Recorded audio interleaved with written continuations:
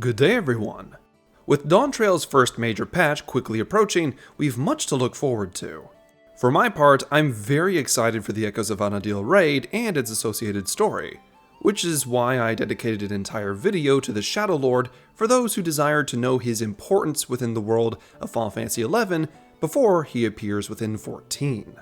However, there are two more things that I'd like to go over before the patch releases: avatars and Dynamis. Dynamis, as a concept, was only recently included in the world of Final Fantasy XIV with the release of Endwalker. However, within Final Fantasy XI, Dynamis also existed, but as something else entirely. Meanwhile, avatars are basically summon spirits, but Final Fantasy XI's version of summon spirits. So, just in case these words come up within the new raid, I'd like to spend some time today discussing their existence within 11, and what role they may or may not play within Final Fantasy XIV's new raid. To start us off, this video was written with the understanding that you already know what Dynamis is within 14 to some extent. But if you felt that Endwalker's explanation was confusing or you need a refresher, I'll leave a link to my video breaking down the reveal of Dynamis and some theories surrounding it in the description below. But with that out of the way, it's time to ask ourselves the big question. Is Dynamis the same in 11 as it is in 14? The answer is no.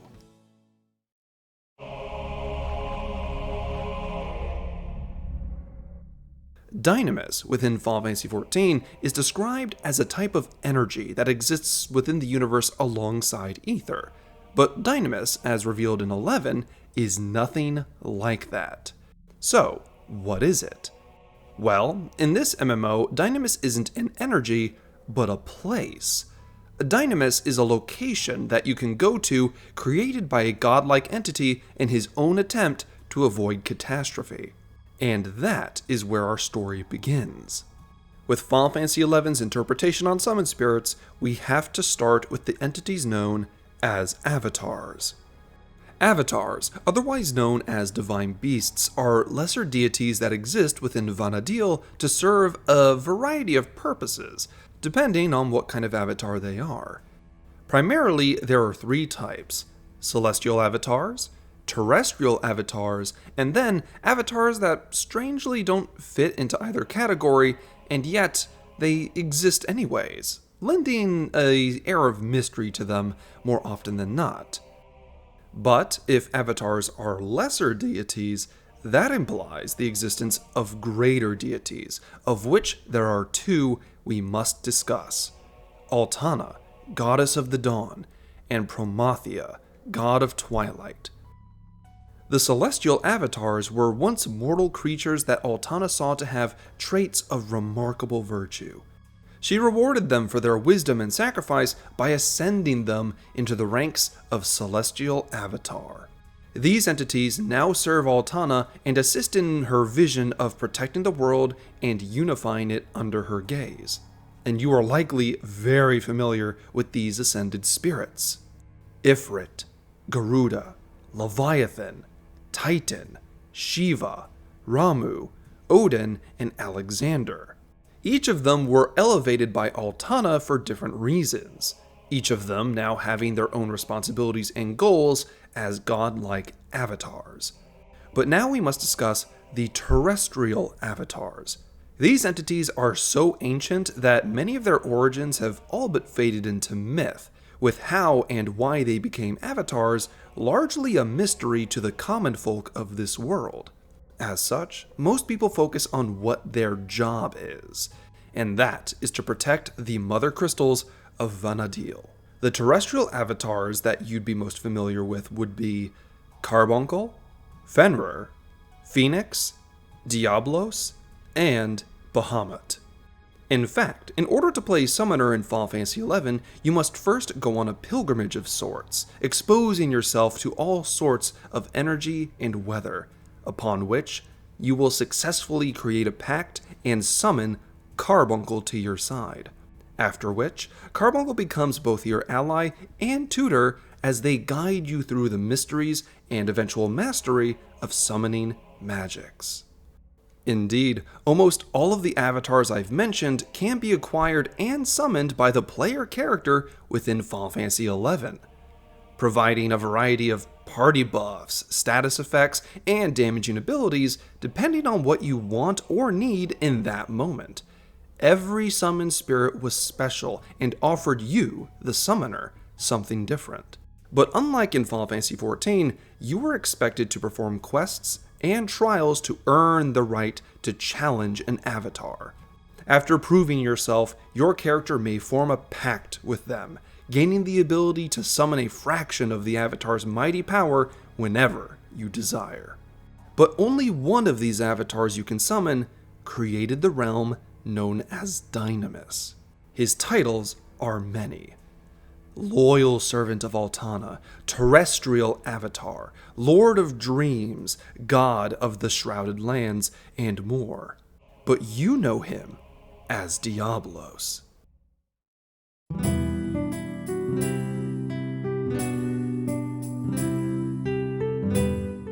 In truth, Dynamis within Final Fantasy XI isn't an energy at all, but a location, a realm of dreams and spirits created by Diablos out of desperation.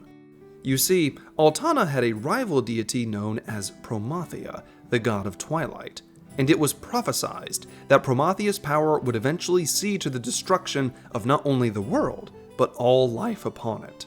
To prevent this disaster, Bahamut planned on slaying all the enlightened races of the world to potentially stop Promathea's return. But Diablos would not stand for this.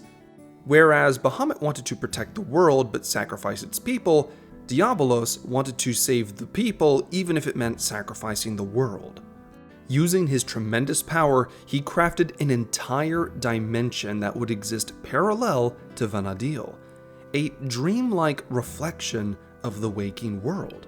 It was within this altered reality Diablos hoped to spare the enlightened races of the world from both Bahamut and Promathea's ruin.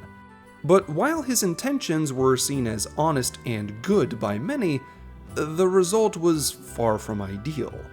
After all, even the Paradise of Dreams will eventually become a prison if you are not allowed to leave.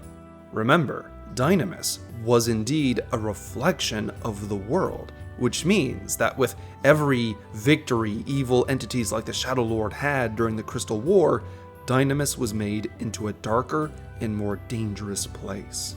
Having invested so much of his power into this dimension, his very essence had begun to split and divide, creating multiple versions of Diablos. But many of them began to rebel, becoming evil entities in their own right. But, as above, so below. Dynamis is the reflection of reality. So while the Shadow Lord ravaged the waking world, a piece of his soul had manifested in the dreaming realm.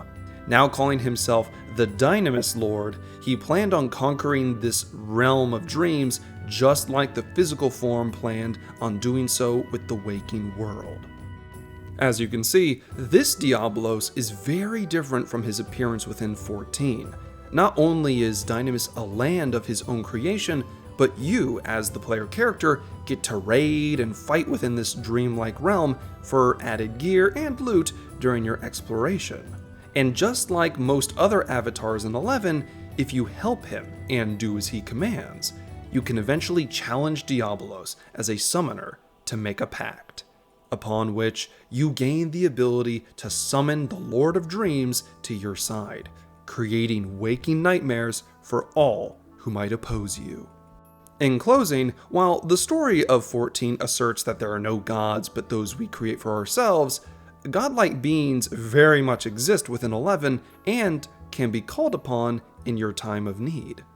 But that's not all. If you felt that Diablos and his creation of Dynamis was an interesting story, know that almost all of the avatars of 11 have some form of backstory and importance in the world of Vana'diel, just like him. And if you play as a summoner within this MMO, your pilgrimage would be that of passing their trials and forming pacts with each of them, learning their stories and becoming a master of summoning magics. Now that you have a basic understanding of the lore behind avatars and Dynamis as they exist within Final Fantasy XI, you won't be suddenly caught off guard if these terms are used in Final Fantasy XIV within the Echoes of Vana'diel raid. And if that does happen, I hope that you'll have the chance to tell your friends all about the strange comparisons between these two massive MMOs. But tell me, my friends, what do you think about the Summon Spirits of 11 and their use of Dynamis as a place rather than a thing? Be sure to let me know your opinions down in the comment section below.